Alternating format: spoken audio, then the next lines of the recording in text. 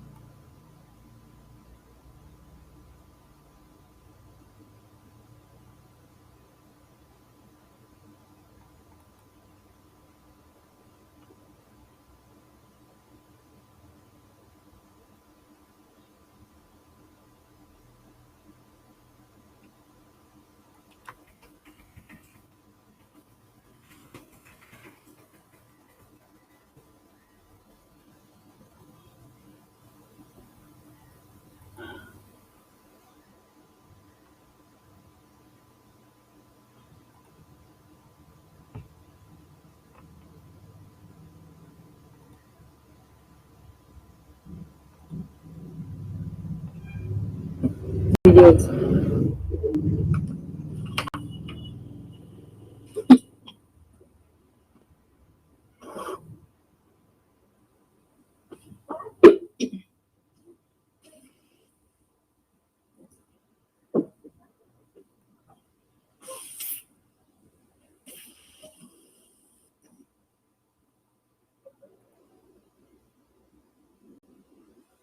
Hello everyone.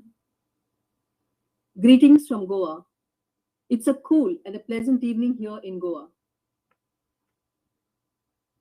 I am Alatra Vieira and I will be your compere for this, the opening session of this two-day international webinar series conducted by St. Xavier's College and organized by the Departments of History, Sociology and Philosophy. It is 5:30 p.m., the 7th of October, 2021. Digital technology has brought us closer despite the physical distances that separate us. I trust you are all safe and taking appropriate precautions as the ongoing pandemic warrants. A warm welcome to all the participants from across the globe who have logged in. And we are privileged to have a very famous personality, Dr. Stella Mascarenhas in our midst, and about whom I will acquaint you in detail a little later on. Windows to the World. Understanding Goa's out-migration, a historical, sociological, and philosophical perspective. As we know, the study of migration is increasingly gaining significance in modern times among researchers and academicians due to the ever-growing movements of human population. They have an impact on the host and the mother countries in different ways. An interdisciplinary international webinar has been organized by the Department of History, Sociology, and Philosophy to integrate knowledge across these three disciplines to enhance our understanding on the theme of migration during the two-day webinar.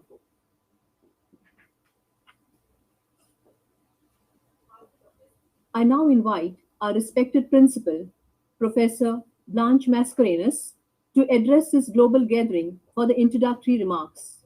Over to you, ma'am. Thank you, Alexa. Respected resource persons for the 2 days international webinar, Dr. Stella Mascarenhas, Mr. Menin Rodriguez, and Mr. Roland de Souza, heads and faculty of the departments of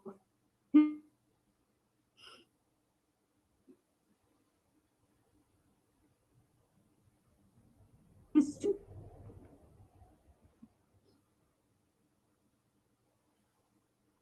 parents, and every participant in Goa and abroad, a warm welcome and a very good afternoon to those abroad. Good evening to all at home. And psychology have thought of this joint effort in providing us this beautiful webinar on the topic Window to the World,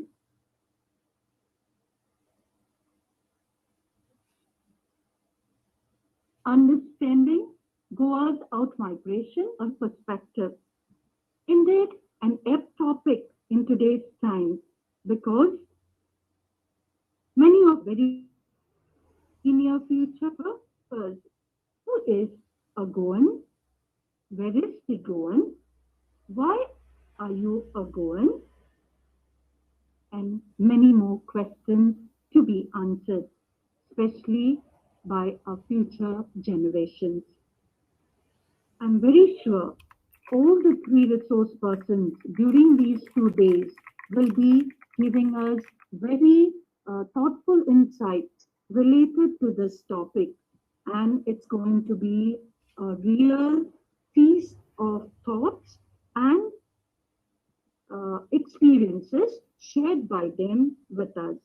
I take this opportunity to thank the eminent speakers for today, and also I'm grateful for the heads and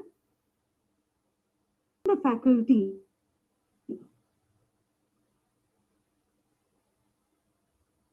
that is so close to the heart of every Goan, be it at home or abroad. I wish all the participants a feast of thought and a lovely evening ahead. All the best. Thank you.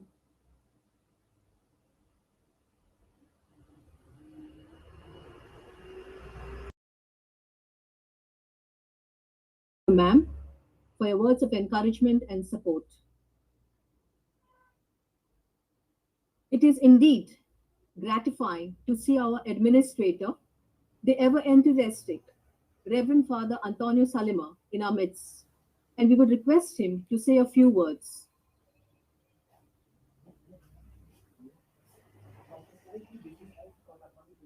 Dr. Stella Mascarenhas, please. A well-known personality with a researcher, author, and director of Stella Consultancy Services, Social Research Evaluation and Training, UK. Dr. Blanche, Principal of our college, Vice Principals Ursula Baleta and Sandra Fernandez. Respected participants of this international webinar, and my dear students.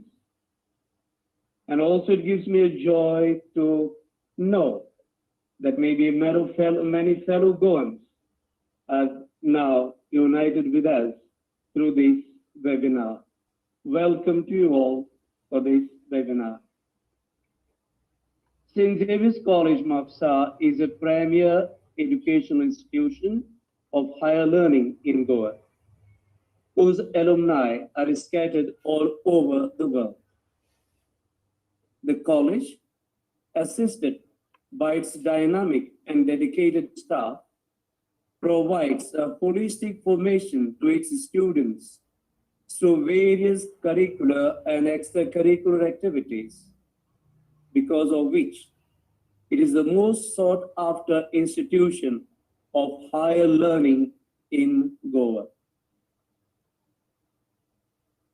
This webinar, organized by the Departments of History, Philosophy, and Sociology, is yet another effort to bring to the awareness of our students and others at large the different factors that shape our destiny and how the mixture of the different cultures can bring about a great understanding among the peoples and help us to build a better world shared of all the different biases. Today's seminar, I hope, will help us to understand, especially the Goan diaspora, how it has contributed towards the development of the nations they are settled in, and their contribution towards a better understanding among the peoples. We thank Dr. Stella Mascarenhas, whose invaluable expertise is very much appreciated, and I know will help us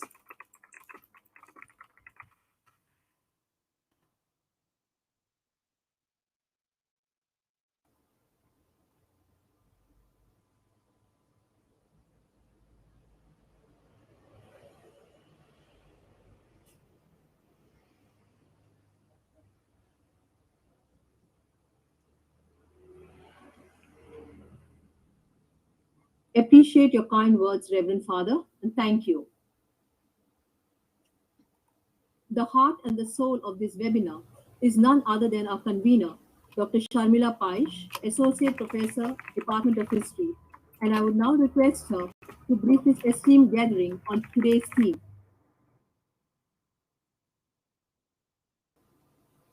Thank you, Ms. Alatra. A warm evening, India. Good afternoon to Europe. And to participants beyond these time zones, warm greetings from Goa and St. Xavier's College.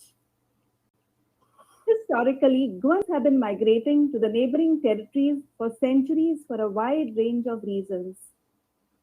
During the 18th and 19th centuries, Goans sought refuge with their colonial neighbor, British India, for the benefits offered to them. The post-liberation phase in Goa was characterized by migration in flux to newer destinations like the Middle East, America, Europe, Canada, New Zealand, and Australia. The prerogative of availing Portuguese citizenship allowed to Goans born before 1961 and their successive generations under the Portuguese nationality law gathered momentum after the establishment of the European Union. Goan concentration in Britain has been particularly high due to the familiarity of the language. Looking back in retrospect, the Goan diaspora community has made a significant contribution through remittances back home. They have also retained cultural, emotional, and social ties with the land of their birth. To some extent, it has contributed to lowering down of the unemployment in the state. They have contributed significantly to the host country in terms of labor force, both skilled and unskilled. Goan migration thus has multifaceted dimensions and offer a wide scope for investigation from the socio-cultural, political, and demographic perspectives. Dr. Stella Mascarenhas will throw valuable insight on this issue shortly. I'm sure all of us are looking forward to her presentation. Thank you very much. Over to Ms. Alatra.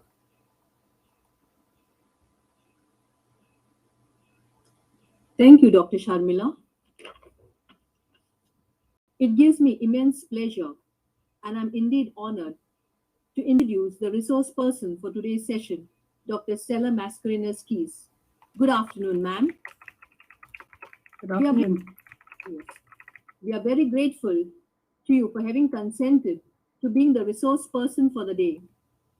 Although you're miles away from this land of sacred beauty and harmony, I'm quite sure that a portion of your heart and soul dwells in Goa, as evidenced by the ethnographic fieldwork that you have conducted on the Goan lifestyle.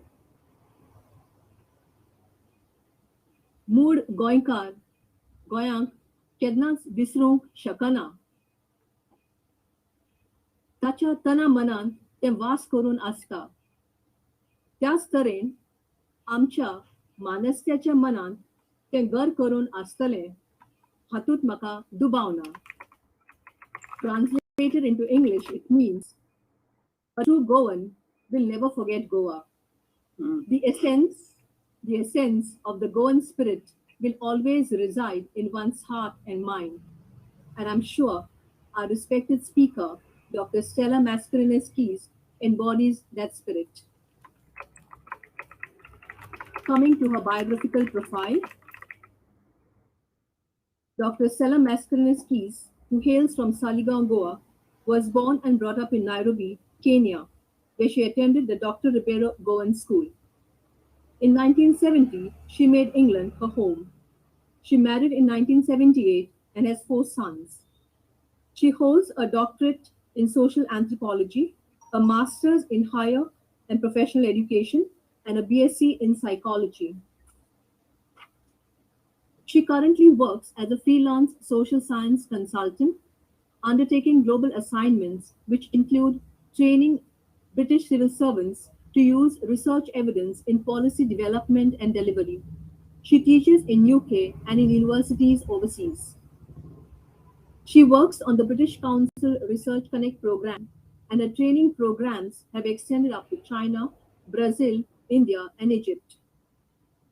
For 16 years, until 2015, she worked as a senior social researcher and policy advisor in several British government departments.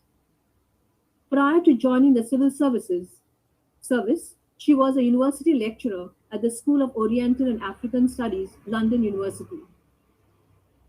In addition to academic research on international migration from Goa, which involved the ethnographic fieldwork in Goa and other parts of India, UK, Portugal, Dubai, and Brazil, she has carried out a range of policy-focused social research projects. This included a study of British universities to inform social anthropology curricula and state development, and of the universities in UK and China to help the design of government policies relating to international entrepreneurship, globalization, and innovation. She has also evaluated several European Commission multi-country development programs.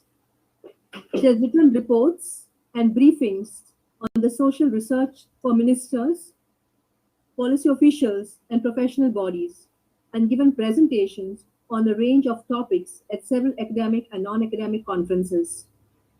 She has served on the committee of the Goan Association UK, being the president of the Saliga Association UK, and is currently the patron of the Goan Welfare Society, United Kingdom. That was Dr. Stella Mascarenhas in a nutshell, and I'm sure the audience is looking forward to her presentation. The audience are requested to post their questions, queries, and suggestions on the chat, and these will be discussed later. So, as we kickstart the webinar with today's topic, colonialism, migration, and the international Catholic Goan community, for which I now call upon Dr. Stella Mascarenhas to address the audience on the same. Over to you, ma'am. Thank you very much. Can everybody hear me? Because sometimes I've not been able to hear from Goa. Is there a bandwidth problem? Okay. Well, thank you very much for that introduction. I really appreciate that, Elettra. And honored faculty, Father Salema, the principal of the college, it's a great delight to be here. And I thank Dr. Shamila for inviting me to participate today. Actually, I do remember St. Xavier's quite well, because in 2011, I do remember giving a presentation there as well, when my book was published on the topic of today. Some of you probably know there's an e-book version of it, which was published last year as well. And I think Federico Nerona might be in the audience. We'll be able to send you the link if you don't have it. And I'm hoping also shortly, unfortunately it couldn't have been done for today, to publish another volume, which will be my collected academic papers, which relate to different aspects of international migration from Goa and its impact on Goa itself. So it's a great delight to be here. As you know, I've worked in various capacities, but my heart is still always in Goa. Still have a family home there, and I was last there in 2019. So it's obviously because of the pandemic, I've not been able to go back, but hopefully very soon next year. And I always remember Goa and have a bit of cajufeni to take me straight back to Goa. And this morning I had some guava jam as well, which I brought back from Goa. So the various ways in which I remember Goa, and obviously speaking Konkani and listening to Konkani music. But today I want to focus on colonialism, migration, and the international Catholic Goan community. I will just briefly tell you what the structure of my presentation will be. And if you see me looking to the side, it's because I've got it on my desktop, the presentation. Now, in the short time that I have, and I know I've got something like 40 minutes, so please do stop me if I babble on. I wouldn't be offended the least if you tell me I've got a few minutes left. But the way I want to structure the presentation today, particularly given that a large number of you are faculty and academic students, is to take an academic approach to it. Now, by that I mean, I will talk first about the theoretical approach that I use for the study. I will also talk about the methodological approach, how I approach the whole research project. And then I will go on to talk about the findings. So some of the differential patterns of migration, the links between religious affiliation, migration, because we've got different patterns amongst Hindus and Catholics. I will talk about the relation between gender and migration. I will look at the factors that affected geographical dispersal. As was pointed out earlier on, Goans are all over the world, and this has been going on for a very long time. I will talk about the occupational transformation amongst Goans, but also the economic impact on Goa. And finally, I will conclude. Now, obviously, this is only a whistle-stop tour of the topic. It's very complex, and it covers a very long span, which is why I will emphasize the theoretical approach that I took. I'm an academic, and this was a topic very close to my heart, and I began thinking about it really after I came to Britain, and nobody knew what a Goan meant. Being brought up in East Africa in the Goan community, were fairly self-contained. In the UK, I began to question my identity. I began to question who I was. What was a Goan? Why didn't people know the Goans? I didn't know much, very much to the Hindu Goans, even though I had been to Goa several times. So my image of Goa was very limited. And I began to investigate this. I decided to do a PhD in the subject. And I chose the discipline of social anthropology, which I will talk about in a minute. But first of all, we talk about the theoretical approach, because one cannot approach such a topic as a researcher without thinking about a theoretical approach. Now, I developed my theoretical approach as I went along. So this is what's known as grounded theory. So the theory emerged from the evidence. But nevertheless, there was some basic ideas about international migration, which I had learnt about as a doctoral student at the School of Oriental and African Studies at London University. I had to read a number of studies, just like all of you who are doing research would be looking at past works. And what was very important was to define what we mean by the term international migration. So there's different types of migration, and there are different places that people go to.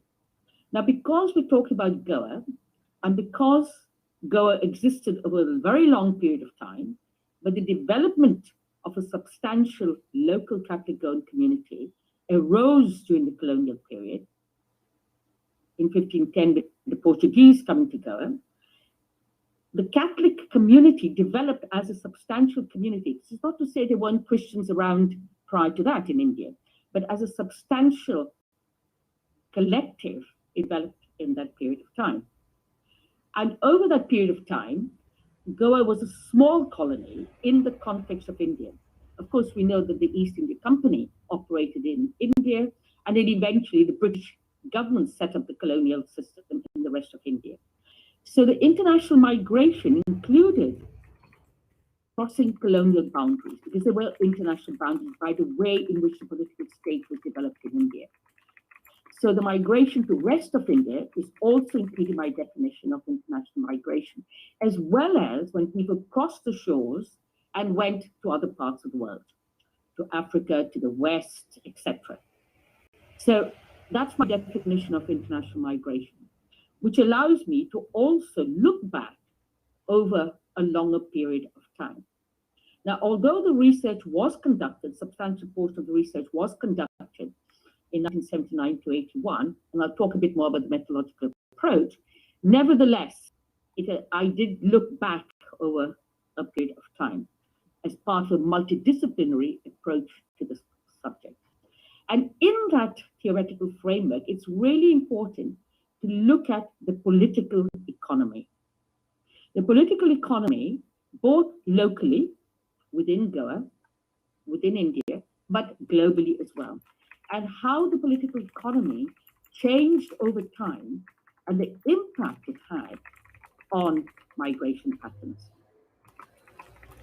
Thirdly, it's important to also think about looking at international migration in a diachronic rather than synchronic perspective. In other words, rather than just taking a slice in time and looking at the picture at the moment, The diachronic perspective allows you to look at it historically, to look at the historical legacies which affect contemporary behavior, contemporary patterns. Contemporary patterns don't just arrive in a vacuum. There's a context to it. And looking at the diachronic perspective allows one to have a longer lens on what was actually going on and the factors that affected migration. The fourth dimension of the theoretical model is a multipolar model. Now, by this I mean, traditionally, studies of migration tended to be bipolar. In other words, it tended to look at the sending society and the receiving society, just the two of them. When I started doing this work, I developed this new approach, which I have to say has been taken up globally by a lot of scholars as well. And that is to have a multipolar model.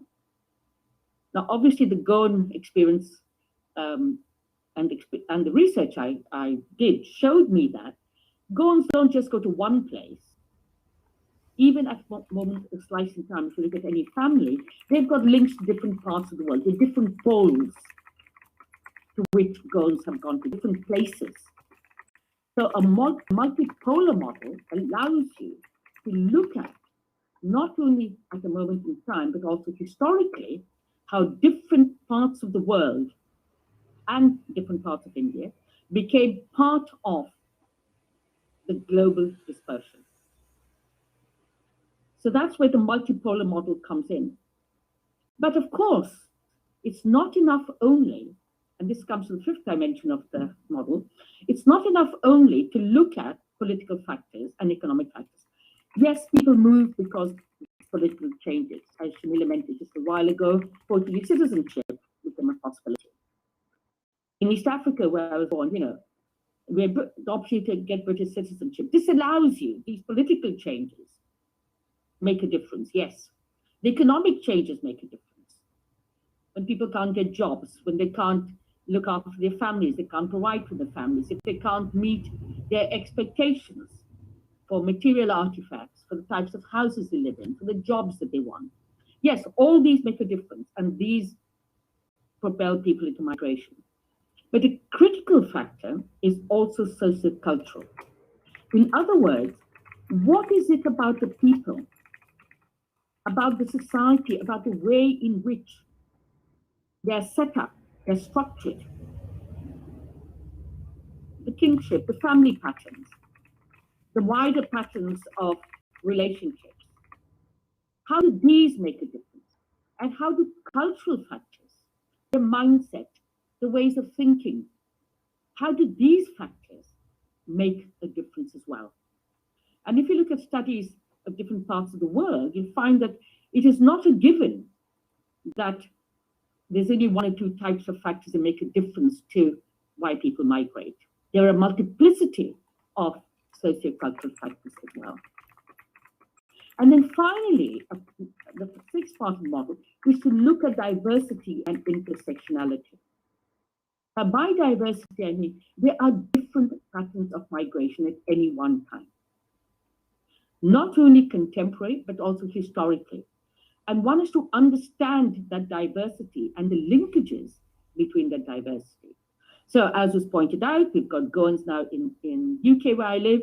Many of them came via East Africa. Their parents came directly from Goa. Some of them came directly from other parts of India. But we also have Goans. I refer to them as 21st century Goans, and it's one of the papers I've written. I gave a conference in Goa in 2011. There's also what I call 21st century Goans, who have come in more recently as a result of changes in Portuguese national citizenship regulation. So we've got diversity, people moving to different parts of the world, depending on situation. The Middle East opened up, the Gulf states, that became a potential area of migration. Different types of job opportunities arose. So we have to think about the diversity as well. There isn't one uniform pattern. And when I talk about the themes that emerge, some of you are going to say, oh, well, that didn't apply to my family, or we didn't do that. Yes, that's true. I cannot talk about each and every pattern, but it's some of the general themes that emerged. And the intersectionality refers to how do various characteristics of individuals intersect with each other? So we might have religion and gender, for example, or we might have caste and gender, or we might have particular locations in Goa, the different talukas that we have in Goa. How do those relate in terms of migration patterns? How does age make a difference? How does education? So intersectionality is talking about looking at the multiplicity of characteristics which combine in different ways to also affect the patterns of migration. So that is a theoretical approach which I have used, the lens that I've used in looking at international migration from Goa. Now, to talk about the methodological approach, well, how do you do it? Now, social anthropologists originally was very much linked with colonialism. You know, anthropologists went out and helped the colonialists to find out how local people lived so they could govern them in a way that helped the colonialists. Social anthropology, thankfully, has moved from that, but the benefit of social anthropology is that it adopts a holistic approach. It looks at things in the round. And a key dimension of that approach is ethnography. That is actually going and living with the people that we are studying.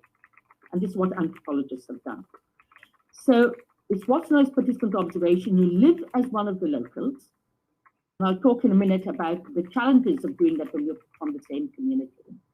And part of that is just as you live, you observe what is going on.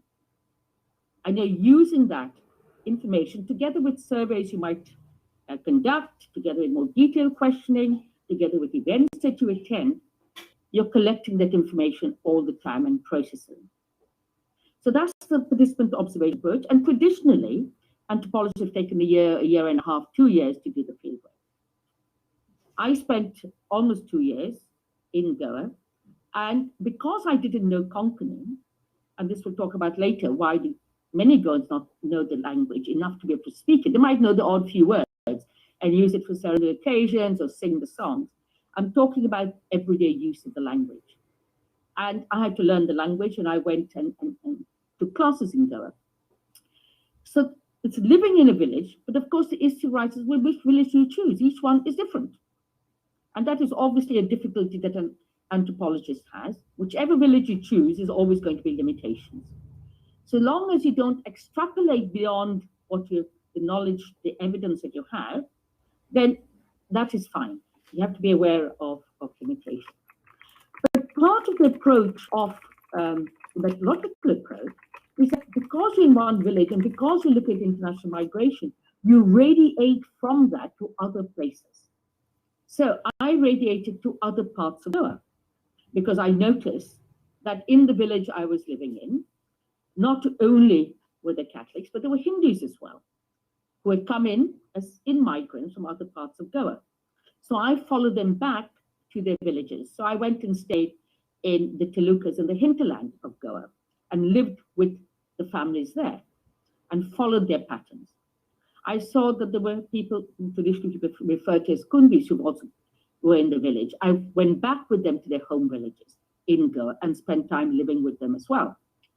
So I radiated to other parts of Goa.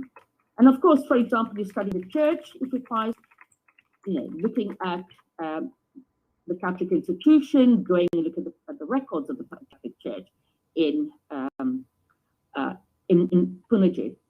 So it meant going to different places, going to government departments. You're looking at the government office in the village. Well, it has links to other government, to the state government departments. So I did that as well. It's a post office. You go and find out what the post office is doing more generally. So you radiate out as part of this. But I also went to other areas where Goans were living. So obviously to other parts of India. So Mumbai, definitely went to Kuds there, where the Shippis used to live. Went to Pune, went to other parts of India as well. And then to countries outside. I lived obviously in East Africa, I lived in Britain, and being part of the Goan community and being part of associations, there was a lot of valuable knowledge that I acquired. But But I also went to other parts of India other parts of the world over periods of time. So a period of time in Dubai, a period of time in Brazil, and opportunities also in Canada and Australia. Not so much systematic research there, but talking to people. So a number of ways in which I could talk to people and collect evidence, stories, and from those stories develop themes. And what was critically interesting was that even our obituaries in Goa, which is very unusual, has the locations of family members of the deceased. And I thought that was a very iconic image to use in my book and in my thesis, because it encapsulated the international community. But I also looked at historical sources. I also looked at secondary sources, some primary sources, but a lot of secondary sources, and contemporary records. So I spent a lot of time looking at land records, a lot of time looking at birth records, marriage records, community records, whole range of records as well, in trying to get a sense of what was going on. Now, a critical dimension was that I was a native anthropologist. Usually anthropologists are people who come from elsewhere. And you'll have seen many researchers come from elsewhere into Goa, and anthropologists have gone all over the world to do research. When I was doing my study, very few, quote, natives from that place actually did research. Now, of course, it's far more common. But at that time, and I didn't have a lot of training in that, so I had to learn on the hoof while I was there. And those of you who have copies of my book will see that I wrote a paper, which I gave at an international conference of social anthropologists, and is subsequently been published in a book by the Association of Social Anthropologists. And it talks about the native anthropologists and the constraint and strategies in research. And the approach and the issues that arose, I've used it as a basis for giving workshops, not only in Goa, but elsewhere in India and even in the UK, to help people from the communities who are doing research in that place. Because there are a lot of challenges that arise when you are part of that community. Unlike an outsider, you can't parachute in and parachute off. You know, you're part of it, and people are always concerned, well, why are you asking so many questions? Are you just being an inquisitive Goan? And are you going to then go and gossip about me and tell everybody? Particularly if you're asking things about income, family relationships, etc. So that creates a lot of challenges if you are part of the community. And again, I've talked about it in great detail in a paper that I've published separately. But another aspect of that, and this is the final aspect of the methodological approach, is using self as a informant. And it's very interesting because this approach has now been developed into a new form of methodology called autoethnography. And that is looking at how you yourself are reacting within that situation. Now, and in my paper, I talk about transference and countertransference, which are two theoretical approaches that are used by psychoanalysts, which is basically saying, well, I'm talking to this person, what are they making me feel? Why am I feeling this? Why am I thinking like this? What am I generating in them that's making them talk to me or say certain things to me? And using that as a source of evidence. Now, critically important in this is that you must be systematic about it. Because it's very easy to think about your own ideas and use an egocentric approach and use that to say that this is what is happening in the society. This is a very important aspect, that you can use the data you collect as an informant, as self, your own reaction, together with everything else, and you triangulate the evidence. You're taking evidence from different sources and you're bringing it together. So no one particular source is automatically privileged. It's looking at what it's telling you and what is the direction of travel. These are really important aspects if you're going to do a systematic piece of research, as opposed to just talking about your own story. And there's nothing wrong with that. There are a lot of people who've written books about migration, about their family histories, and those are all rich sources of evidence. I'm talking about, as an academic, the kind of approach that I took. Okay, so that's in terms of, and I know I've taken a bit of time to talk about the theoretical model and the methodological model, but I think for academics in the audience from St. Xavier's College, this might be quite useful if you're thinking about going to do research yourselves in the future. And hopefully it is also of relevance to other people from other parts of the world listening to this webinar who might understand the systematic approach that was used to understanding and investigating international migration from Goa. Now, let me see, how am I doing for time? Okay, right. So let me just talk now about some of the differential patterns of migration. And one of the things that struck me very much was, why was it that the Catholics migrated in greater numbers, particularly in terms of international migration, particularly outside of Goa, in greater numbers than the Hindus? And why did they go to more geographically dispersed locations?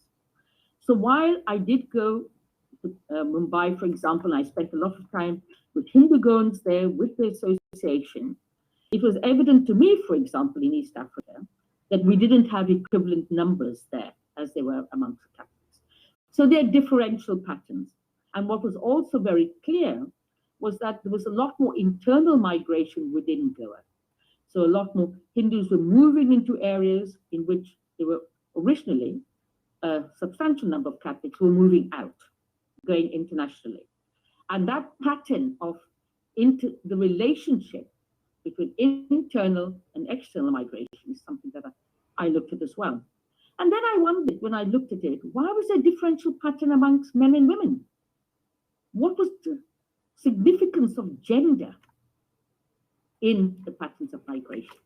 Now, age is also a prominent aspect, but generally speaking, it is younger people who migrate. Not always, but there's a general trend. And we also know that in Goa, we have return migration. People have come back after they migrated for periods of time.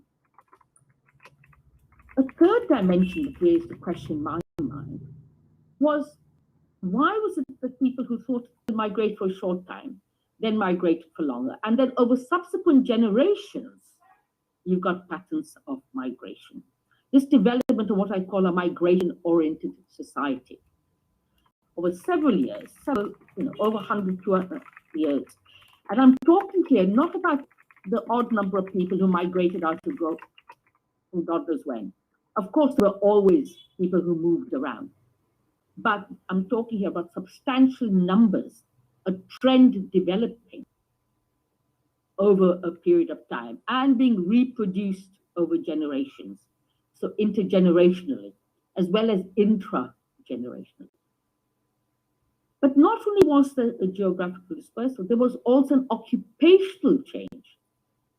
How did peasants, how did farmers, if I look at my ancestors, my great-grandparents, they were farmers. They're subsistence farmers. We're not large-scale farmers. Of course, there were some farmers with big plots of lands in Goa. But by and large, they were small-scale subsistence farmers, making enough for their family to eat, being able to celebrate, etc. How did that change over time? So that you've got a greater move towards white-collar and professional jobs. What are the factors?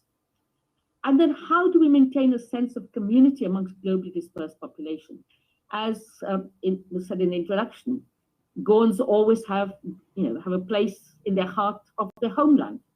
They might be living in different parts of the world. How do you maintain that?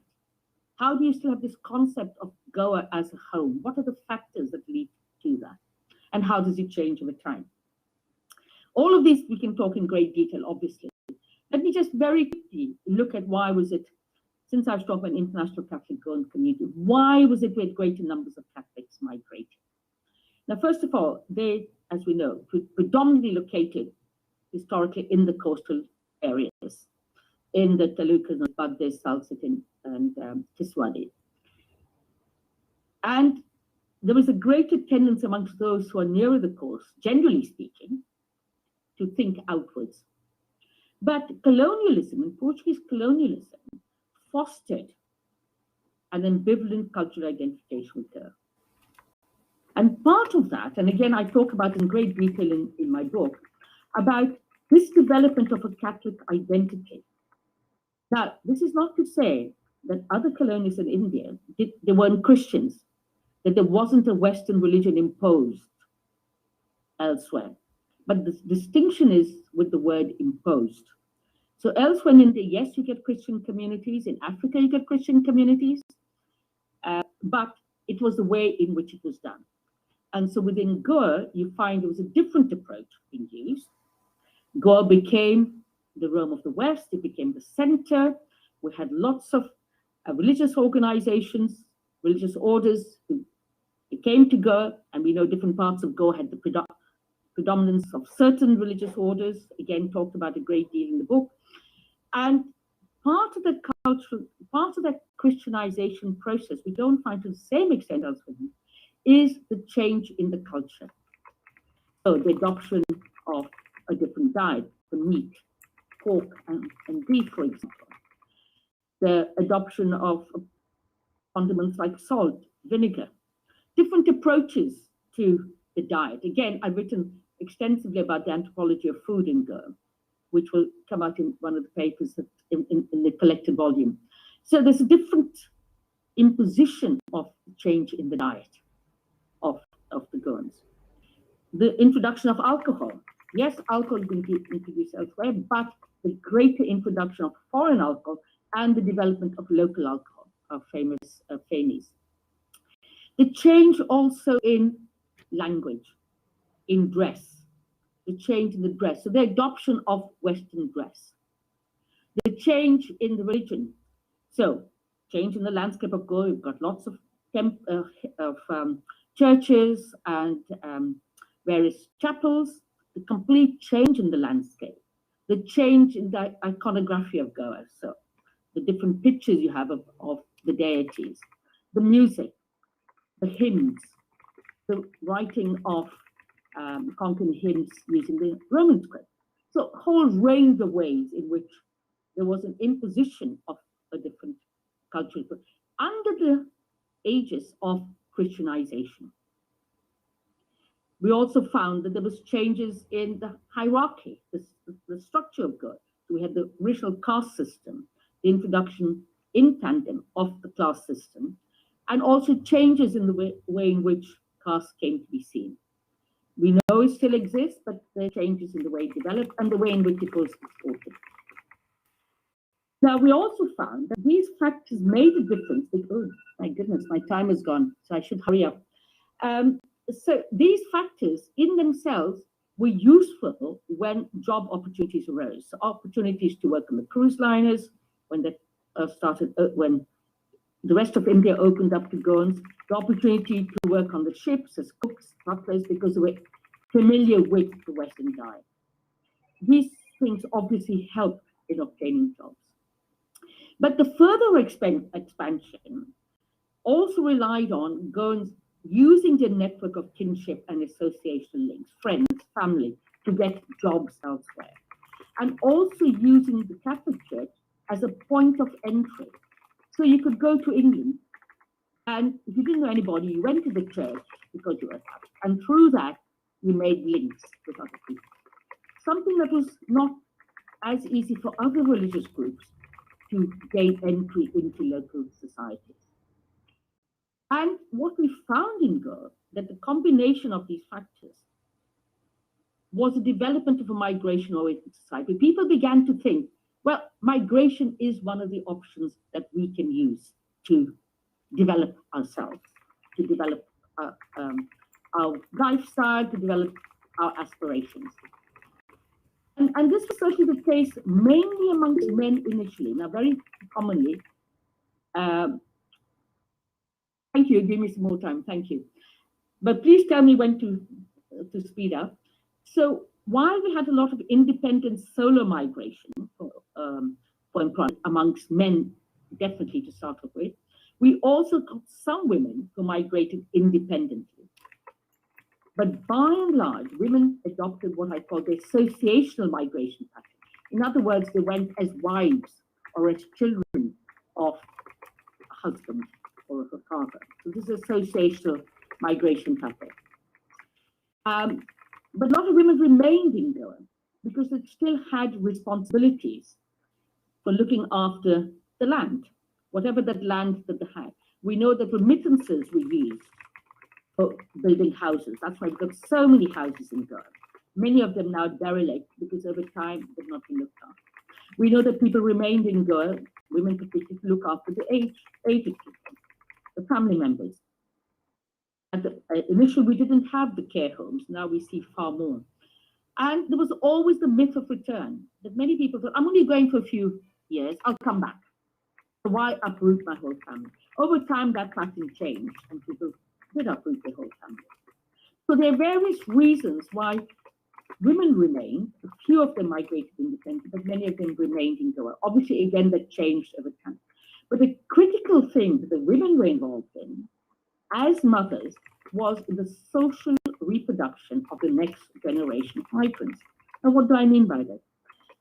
Women obviously are involved in biological reproduction. The social reproduction is the transfer of culture, of value. And each generation trains the next generation on how to live their lives. So if you're going to be peasant farmers, you give them the particular skills. So you see children at a very young age going out before they go to school, helping to water the plants in the fields. You're developing that mindset. But with the social reproduction of the next generation of migration, what we find is that women are training their children in how to think outwards as migrants, to think in terms of international migration. It's a change in the mindset. And what we found, and I'll talk about this in a minute as well, is that when we came to doing their studies, women who might not have been educated themselves adopted the supervisory role to make sure the children did their homework. And we'll all remember our parents being very strict with us to make sure we do our homework. That emphasis on education as being the mechanism for upward mobility was a crucially important dimension. And I've written a special paper on what I call progressive motherhood. In other words, the factors and the trends that people think that help them to make the children migration oriented. Okay, so why was there this geographical dispersal of goods? What was it in the economy, the local economy and the global economy, that made the difference? Now, Goa, we know during the Portuguese colonial period, stagnated as an economy. There wasn't much in the way of development. Yes, there were a few people, and there always are in every part of the world, who benefited from the colonial presence. We see that all over the world.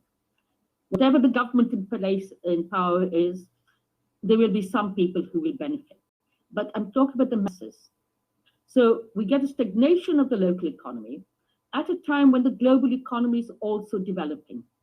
So we see, as I said, the cruise liners, we see job opportunities arising elsewhere in India, and then further afield in Africa. As the end of the 19th century, the scrabble for Africa, as Africa was broken up amongst the different European powers, we found Kenya, Uganda, and Tanzania became part of the British colony. So Goans who were living in the British, in colonial India, then had the opportunity to go over to colonial East Africa. And that's why we get great numbers there. Of course, we've got Goans who've also gone to Malawi, Mozambique, using the Portuguese colonial route, but we have a greater number who went to East Africa. So we find that colonialism made a difference, and neo-colonialism also made a difference.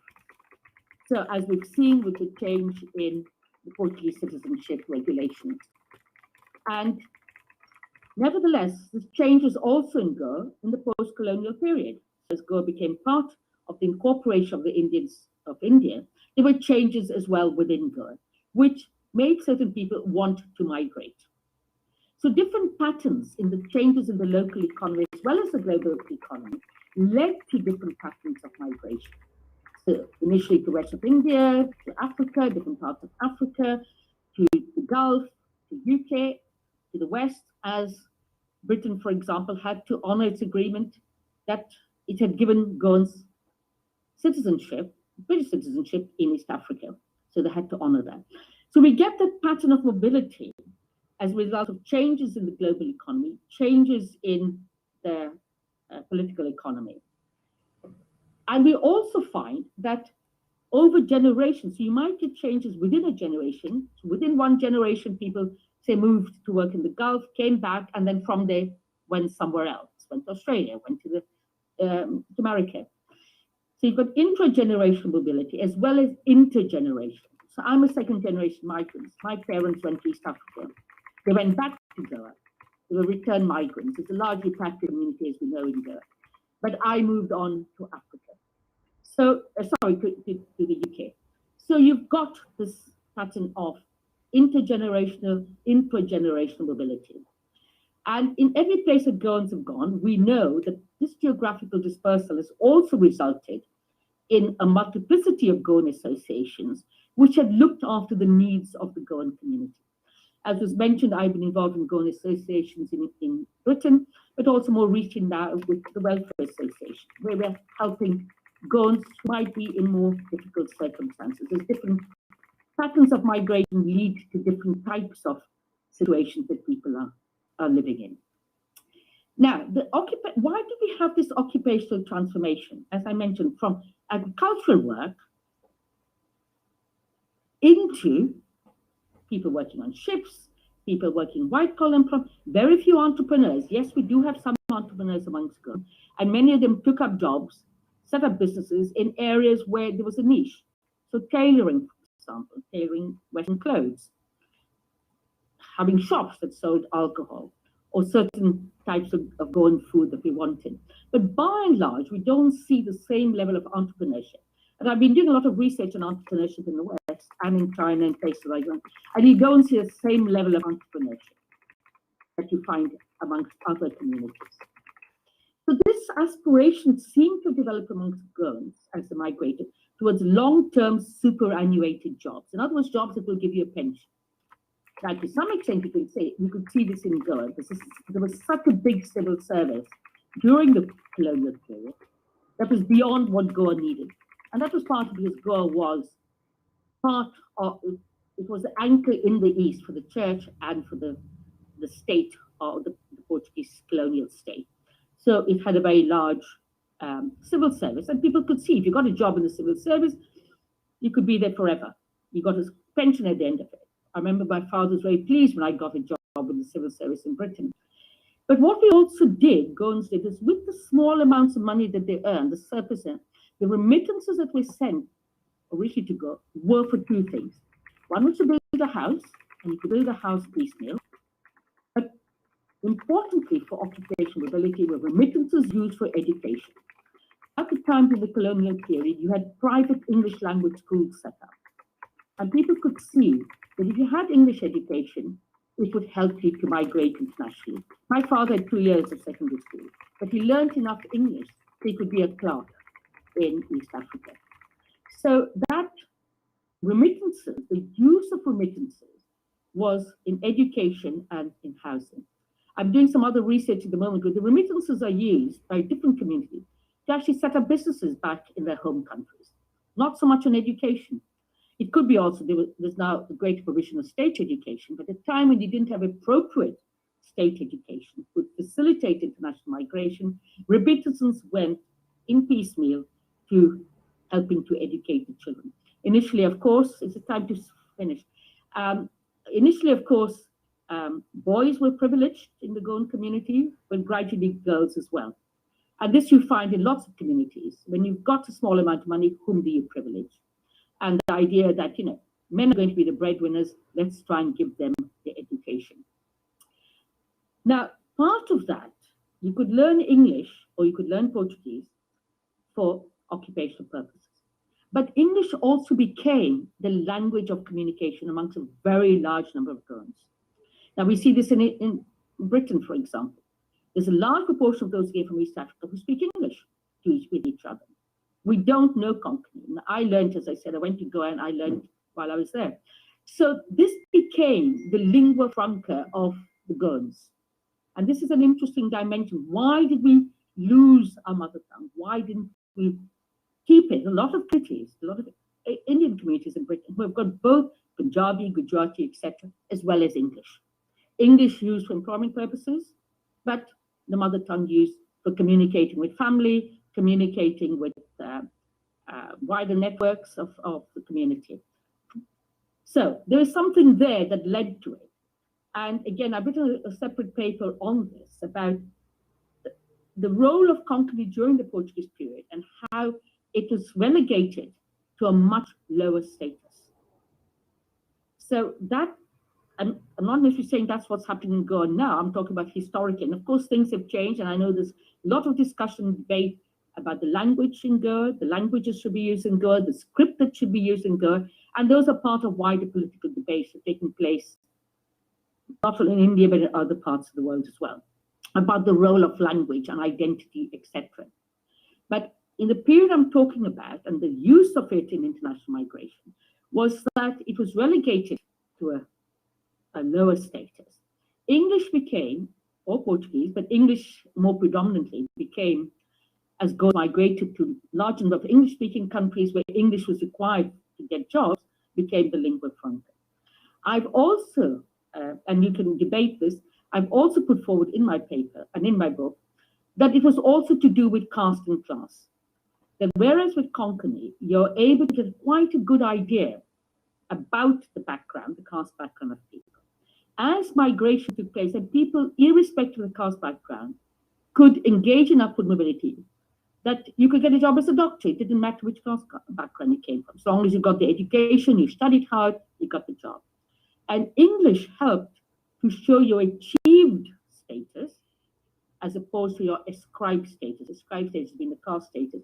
Achieved the one that you've achieved as a result of your education and employment. And I think that made a difference. And I think the other thing that also happened was that Goans took up the opportunities to engage in higher education. So at one time, only those who had money could educate their children. My parents could not afford to give me higher education in Kenya because they had to pay for it. But when I came to Britain, I was able to take advantage of the free higher education we could get at that time. So many people took advantage of free higher education. And I can see this even amongst Goans who are now in Britain, who have come, as I call the 21st century Goans, who've used the Portuguese passport route from certain villages. They might not have English language fluency. So they're working jobs where they can use them as unskilled workers because they don't have the language or as much fluency as they require. But the children are being encouraged to use English language, to take up the education opportunities that you can see here. And the research I've done are very much a testament to this aspiration for children to be upwardly mobile. And not only for boys, but also for girls. So we see that in terms of gender of employment, there's also a greater number of women engaged in employment and taking up opportunities. And of course, we've seen some great cases in Britain where women are involved as ministers. The Attorney General is of Goan origin. So we see that they're also taking place in public life. And we saw, I don't know if you saw Bake Off, but we had Goans who were involved in a big public television performance where they demonstrated Goan food, and they were able to demonstrate they got jobs in high-class restaurants. And so the people have been able to make use of a variety of opportunities to capitalize. I'm not saying everybody's in the same position. Many people are in difficult situations, but as an aspiration. Now, I see I should finish up now. And in conclusion, and I know there's been lots of questions, and obviously I haven't covered everything. So I've argued that to understand the complexity of international migration from Goa, it is really important to have a comprehensive theoretical model. A comprehensive methodological model that allows the triangulation of evidence from different sources, including that of a native, and being able to bring that all together to throw light and to provide insight on what's happening. In this veritable spider's web of Goa, I've talked about, in fact, a picture of my book is a spider's web, because literally, Goan's all over the world, and we've got a web of connections.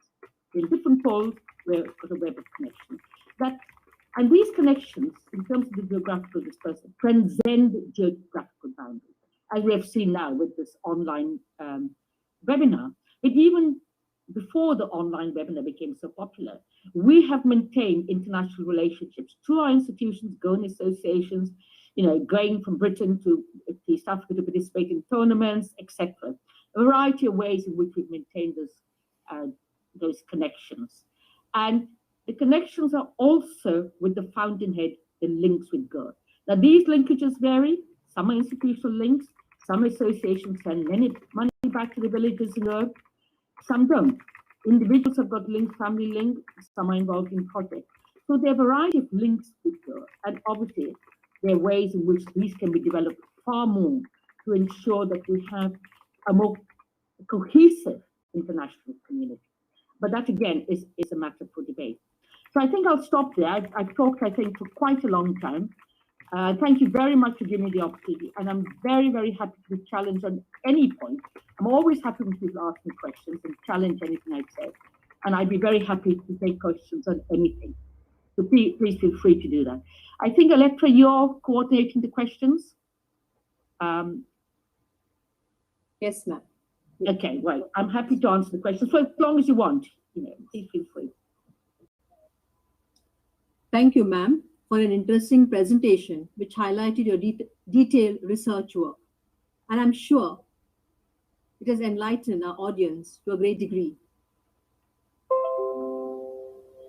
The objective of conducting such webinars is to promote continued education in fields that are diverse, but yet serve to connect us all with a common thread of evidence-based research as a basis for further knowledge enhancement.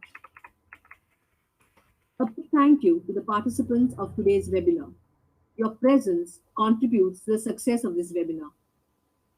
I would also like to convey my gratitude to my colleagues who have immersed themselves wholeheartedly into this venture. Dr. Sharmila Paish, Dr. Alphonse Botel, Ms. Pamela Fernandez, Ms. Rizwana Sayed, Ms. Frida Tavares, and Ms. Janet Arauj. And to all the others who have worked behind the scenes and the screens, my sincere gratitude. Just a reminder that tomorrow we will be having 2 interesting sessions on Karachi-based Goans by 2 eminent speakers. Mr. Menin Rodrigues will be addressing us from Toronto, Canada, and following him will be Mr. Roland D'Souza from Los Angeles, USA. May I now request Ms. Janet Arauj to facilitate the question and the answer session. Over to you, Janet. Thank you, Ma'am Electra. Hello, Ma'am Stella, and to all the Hello. participants. Yes, so this is a question session round. If any participants have any question, you can either unmute and ask directly, or you can post or type on the chat section. Ma'am Stella, we have 3 questions already on the chat section. Can I read out? Yes. Please do. Yes, thank you. Would you agree that in the UK, the second generation are losing their interest in their Goan culture? Are you going to ask all 3, or do you want me to answer each one separately? Ma'am, each one separately. Okay. It's an interesting question, actually, about losing an interest in Goan culture. I mean, I have 4 sons who have grown up now, and they have always gone back to go on holiday. So we've taken them back, and they've lived in the ancestral house. But it is a difficulty to engage them with things like the language, Konkani, because they don't use it in an everyday way.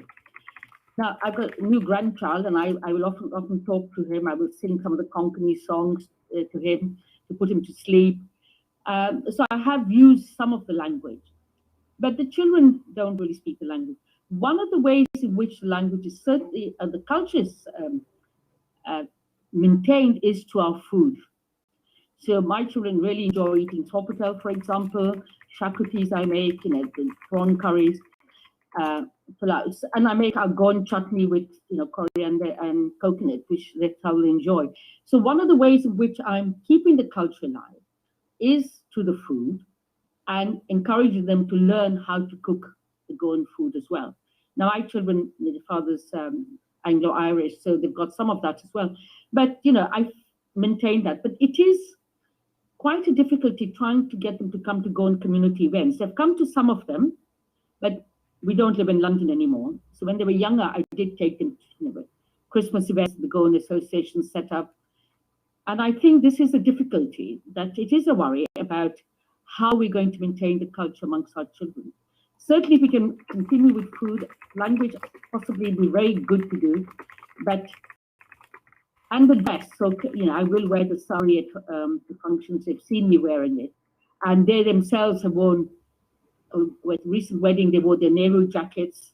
So they will wear Indian clothes as well. But it is a difficulty. Thank you, ma'am. The second question by Dr. Sharmila. Do you anticipate the trend of Goan migration to change after Brexit?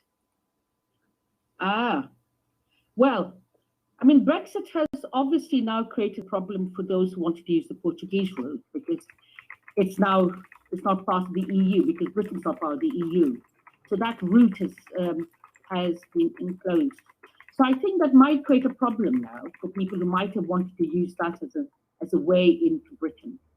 So I'm not sure what will happen in the future. I think Britain's trying very hard, and I personally don't agree with this, but they're trying very hard to get talent from all over the world. So we've got lots of doctors of Indian origin, for example. To me, that is unfair. It's taking talented people from the global south into the north, into developing talent here and developing more doctors here. I think it's okay if it's just for a short period of time to learn new skills, but to take, and I've said this to the British government when I worked in government, I've often said this to ministers, that I think I disagree with this taking off highly skilled people from other parts of the world and keeping them here ad infinitum. So they might change it because we are short of highly skilled people. So they might change the rules to allow them. But that's the process at the moment. So that possibly also change because of Brexit. Thank you, ma'am. Moving to the next question. This question is from Dr. Afonso. With Brexit and UK being out of European Union, do you think Goan migration to UK will decrease? Would the concept of reproduction of migration still be relevant? Yes, so I think some type of migration might continue, marriage migrations, so where women from Goa, for example, mainly women, it could be men as well, marry those who are already settled and have UK citizenship. So yes, they could continue to marriage, for migration via marriage. I think possibly what people will do in Goa is look for other places that they could migrate to as a possibility. So if there are less restrictions, for example, in the US, in Canada, I'm not entirely sure what restrictions or what regulations are in place in Australia, New Zealand, or indeed, there might be in Africa and China. So in China, for example, we have done quite a lot of work. I haven't seen as many Asians. I've seen a lot more African people there because China's got a lot of links with Africa. But, whether Goans in Africa might use that link, I don't know. So I think, Goans to some extent will look outwards. I think many are also, thinking of developing Goa and remaining in Goa. But difficult to know about the social reproduction without doing some further research in Goa. Thank you, ma'am. Next question by Valusha. Ms. Valusha, is the Goan diaspora gradually forgetting their mother tongue Konkani music, such as Gulpots, Mandos? Is anything done to preserve the Goan culture? Yes. I mean, this is a constant debate about the language. I'm part of a heritage group, and we discussed this question about the language amongst Goans overseas. I was speaking at a convention in Toronto, I can't remember, might be almost 20 years ago. And this issue came up as well, how do we preserve Konkani? The older generation might speak it amongst themselves. How do we do it? How do we maintain it? And it is a problem. And there has been discussions about having language classes in Konkani. And then there's been a question, well, which Konkani do you use? Do we have a standard Konkani? What do we do? Which script do we use it? So there are issues about the language. And then where are the opportunities to use it? So one might have used it with parents or the older generation. Where's the opportunity now? So whereas I see with other Indian colleagues of mine and friends, they will move easily between Gujarati and English. They use both the language at the same time, the chopping. So they maintain their language. And even amongst the younger generation, they will continue to use it. Their class, the Chinese have classes in Chinese. Been doing for a very long time. They maintain the classes, they maintain the language. We've not been so successful. We've tried it in the Goan Association. We're talking about trying it now, perhaps doing it online. So there is an issue about that. I totally agree. Yeah. Thank you, ma'am. And with regard to the dancing, I mean, certainly when I've gone to some Goan functions, yes, we've danced the lances and dulpots. And that continues in a ceremonial way at certain events. And it depends whether the bands can play that music and there are people to show us what to do. But again, people tend to do Western dancing a lot more. But we still have at Goan functions some of those dances integrated within a wider genre of music. Thank you, ma'am. Next question by Ms. Hita. Have you studied the relationship between the Parsi community of Bombay and the Goan migrants in their employment? That's an interesting question. No, I'm afraid I haven't. I've not looked at that at all. I think that would make a very interesting study, and it'd be great if somebody could do that. I think there's linkages between different communities and in terms of employment. It's certainly very interesting what kinds of patterns of employment are provided by them. Yes, I would certainly recommend that be looked at. Thank you, ma'am. Those are the questions which were there on the chat section. Yeah, ma'am. Maybe some people like to ask. This is Nana. Good evening, ma'am. Good evening. I would like to say thank you very much. Your session has been very interacting, very interesting and enlightening. And it's also opened up more scope for exploratory studies, because there are certain areas that I think after listening to you, I have identified certain areas where we could have more discussion on. And at a personal level, ma'am, I would like to keep in touch with you, because there are certain questions I would like to ask and discuss with you along these lines. Yeah, and thank you very much. In fact, the session could go on and on and on, and I don't think we would want to stop. But I guess we are all bound by a time limit. So thank you very much. It has been extremely enlightening. Thank you very much. Well, thank you very much for the opportunity. And what I would also like to say is, if anybody is considering doing research on migration in Goa or internationally, please don't hesitate to get in touch with me. I sometimes have students from different universities getting in touch and saying, I'm thinking of doing X, I'm thinking of doing Y, and I'm very happy to offer support, to be a supervisor if you want of any projects.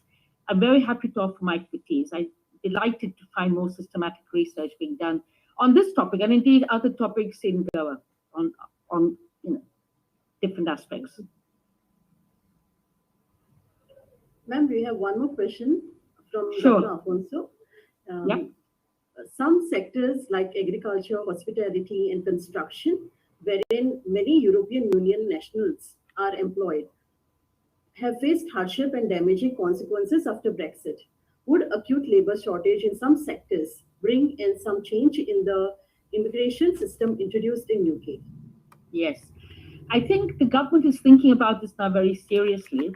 We have got, for example, shortages of drivers, and so therefore, diesel, petrol have not been easily available. Food supplies, because they don't have enough drivers.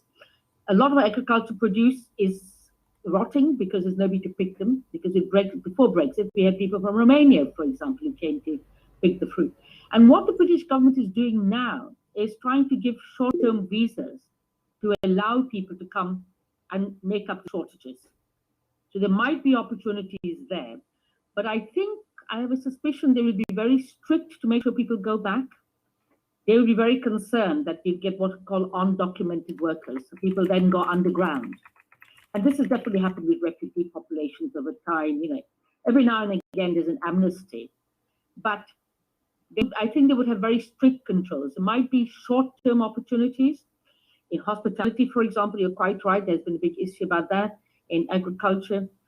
But I'm not sure whether there'd be the opportunities for long-term settlement unless, and some people use this, they marry local women. That's the way to stay. Marriages of convenience have been known to take place. I'm not necessarily saying amongst Goans, but it has been known to take place. So yes, I don't know. I think there might be short-term. I'm not sure about long-term possibilities. Thank you, ma'am. Ma'am, there is a request from one of the participants, Ms. Vanisha.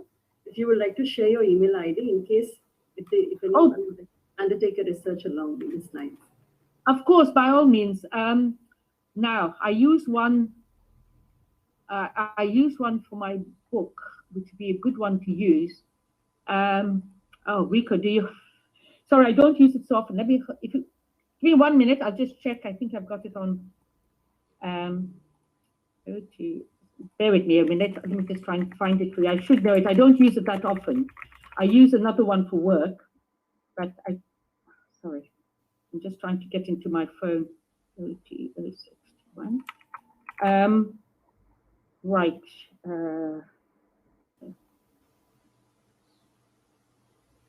I should have kept it ready. I apologize. Is it okay if I send it so that you can use it tomorrow? Or do you think you get different participants tomorrow? Doctor, it's there for you. Stella Migration. Oh, you did it. Is it the Stella Migration one? Yeah. Right. Oh, thank you so much. So, yes, you saved my question. I apologize, everyone. Yes, it's there. And the collected works, just to say, that Rico and I are working on at the moment, hopefully will be published in the next few months. It will bring together separate academic papers I've written on women working in agriculture in Goa, on progressive motherhood, on language, Konkani language, on marriage patterns, on food, variety of things. Just to bring it all in one particular place, because it's dispersed in various edited volumes and journals. And hopefully that will give researchers particularly, but also others, an opportunity to look in more detail at certain topics than is either covered in the book or what I've said just now. Thank you, ma'am. There's one more question, ma'am, from Mr. Sure. Nazareth. Yeah. Is there a satisfactory support system of Goans to each other in the Goan diaspora? How do Goans in politics help in support of Goans in diaspora? How do Goans in politics? Well, it's an interesting question, I think, about how people in positions in politics, so you're talking people of MPs and either, for example, the UK or elsewhere, how do they help Goans direct? I've not come across any direct support. I'm not saying this might not exist, I'm not aware of it. Certainly when I launched my book in UK, one of the MPs, Goan MP Vaz, the Keith Valerie Vaz, she hosted a reception in the House of Parliament, and I was able to invite a lot of ministers, some of whom are Goans, some of whom are married to Goans, and they came to that. And they do get involved in the Goan associations. So I know in Britain they've come to events, and I don't know if very directly they're involved. So certainly maybe those who've got hardship might be able to get in touch with them. If anybody wants to get in touch with a Goan MP, there is, in the UK, for example, as far as I'm aware, there is the parliamentary website. You can find out the name of any MP and you can write to the office. So if somebody felt that they don't want to write to a Goan MP, or even the Attorney General and say, can you help us? We've got this issue. Then I think that's a possibility. They're expected to reply to the constituents. So I would recommend anybody who wants to do that for the UK. I can't speak for the other countries, I'm afraid, so I don't know. Thank you, ma'am. Any more questions from the participants? And they can ask directly.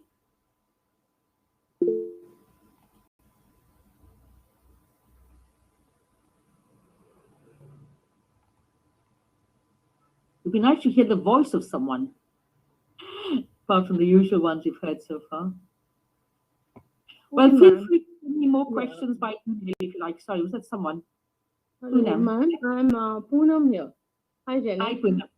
Yeah, hi, ma'am. Ma'am, I would like to ask you one question. Now, this diaspora of Goan who have migrated to places like UK or Nigeria, what basically was their occupation? I mean to say, what were their jobs like? Besides the ships and the cruises, what was majority of this diaspora into? Their jobs or their, what you can say, their everyday economy? How did they run their economic things based on their education level? What was more or less their education level? Okay, so I think, and you have to appreciate that over time, the requirements, educational requirements also change. So the skills levels, not only education, skills levels also change. So initially, Goans were able to work in Mumbai, in other parts of India, in the hotels, in the restaurants. as musicians.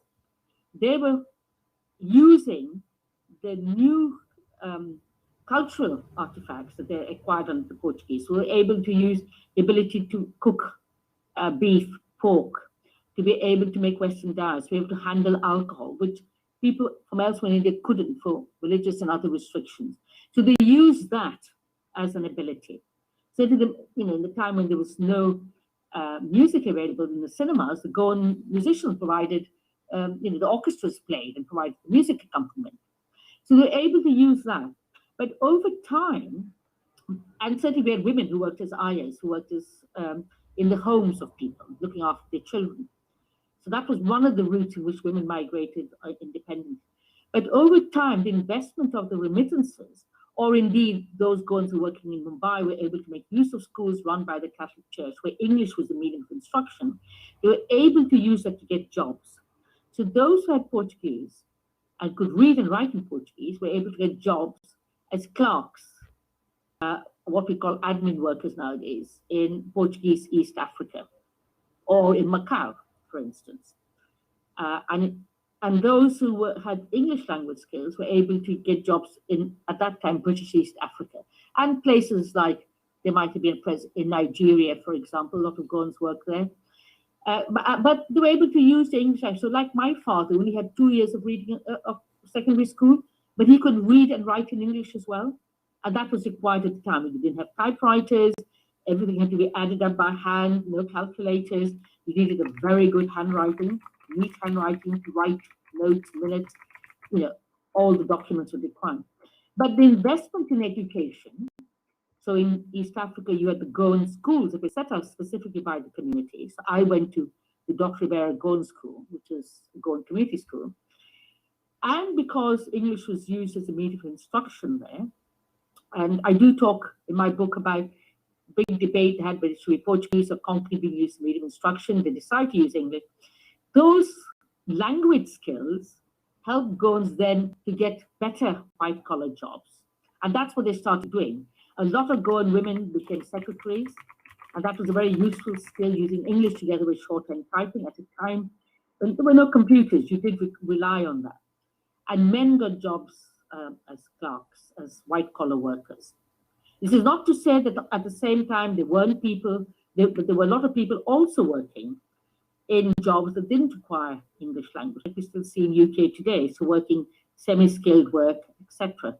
Many became teachers, women, a large number became teachers, but again, using education, they were able to then move into professional jobs. So over time, we see more involved in professional jobs.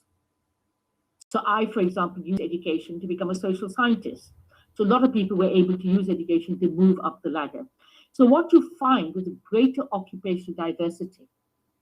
So some people, yes, continued to work in semi-skilled, unskilled work or skilled work, but others used their education. And sometimes the type of jobs people had was less to do with education, but the opportunities. So I have come across highly educated people working in the Gulf, for example, as waiters, because that's what they can get. They might not, or they've got IT skills. They use that to get IT jobs. But there are people, and we see this in the UK as well, amongst a lot of refugees. Many of them have got higher levels of education. They've got degrees, but they can't get jobs using the degree because it's not recognized. So sometimes the type of job you get is dependent on the local economy. It depends on the recognition of your certificates. It depends on your linguistic skills as well. I mean, certainly Goan, being able to use international languages like English and very fluently, have had an advantage in terms of being able to capitalize on opportunities that some other people who might be equally educated but don't have the language skills are unable to do. I hope that answers the question. Thank you, ma'am. Thank you, ma'am. Thank you. Thank you so much. I can see there's a comment there that someone said that, yes, parents have got low level of skills, but the children are studying at Oxford. Yes, absolutely right. And this testifies to the aspiration of Goans. So just because the parents don't have the same level of education, it doesn't mean that they don't have the aspirations for the children. And this is where the progressive motherhood concept that I developed is critically important in ensuring that takes place. And one of the things I've been saying, the policy work I've been doing in the British government, you know, they often say that, oh, there are low levels of employment amongst the white working class, you know, or certain ethnic minorities because they're living in cramped conditions, because they're living, they haven't got access. Well, nowadays, yes, access to computers does make a difference. But I say it's not, yes, that's a factor, but that's not the only thing. Many of us, and that's in my own case, we lived in one-bedroom houses, one-bedroom flats, 6, 7 children. The emphasis was on education. We had to get up and work on the kitchen table, 6 o'clock in the morning. My mother used to make us work. So it is the values that the parents have and the values that they promoted in their children and made sure they studied and they got the education that helped with upward mobility. So I totally agree with you that their parents are less well educated, but their children have gone into higher education establishment. That's absolutely true. And that testifies to the values that people have and the importance of education as the vehicle of upward mobility. Thank you, ma'am. I think so. Yeah, ma'am, there is one more question from Mr. James. Yeah. Are there any scholarship for native Goans provided by the Diaspora Goan associations? Yes, not as far as I know. I know that various funds have been set up within the Goan Association for specific things. So, you know, it might be to help with the hockey team, or it might be to get the kit for another team. I haven't heard of any that I could be misinformed, so it's worthwhile checking the Goan Association or the village association. Have they got any funds to give a scholarship to somebody to come and study in the UK or wherever it is? Yes, I think that would be an excellent proposal. I think you should write to the Goan Association in the UK and make a suggestion. But, you know, I mean, for example, in my case, I've donated all the proceeds of my ebook. It's available free of charge, but it's a substantial volume. It's over 250 pages.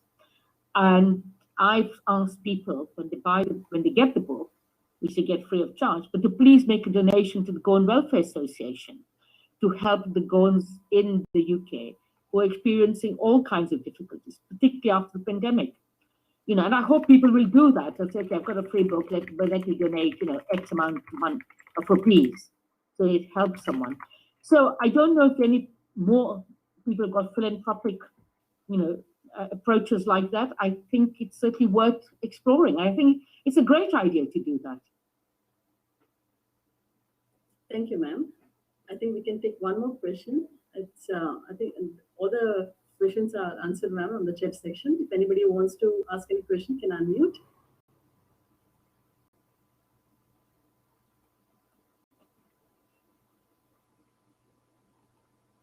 I think that's all.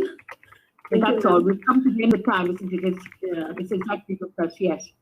As I said, I'm very happy to answer more questions. I will try and pop in tomorrow, but I have got meetings all day. I'm still working on different projects. But thank you very much for giving me the opportunity today to speak. I really appreciate it. I really enjoyed it. Thank you, ma'am. Your session was very informative. I hand over the session back to Ms. Aditra.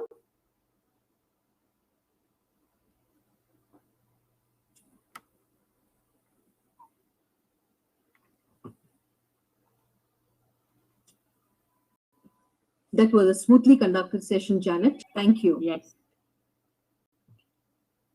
A gentle reminder. So, my dear participants, it's time to wind up today's session. A gentle reminder for tomorrow. We hope to reconnect with you at 9:30 a.m. Indian Standard Time for tomorrow's webinar. Have a nice day and stay wherever you are. Thank you. Goodbye. Goodbye, ma'am. Ma'am. If you could make a copy of the chat and just send it to me, that'd be really useful, please. Thanks. Thank you, everybody. Bye-bye. Bye. Bye.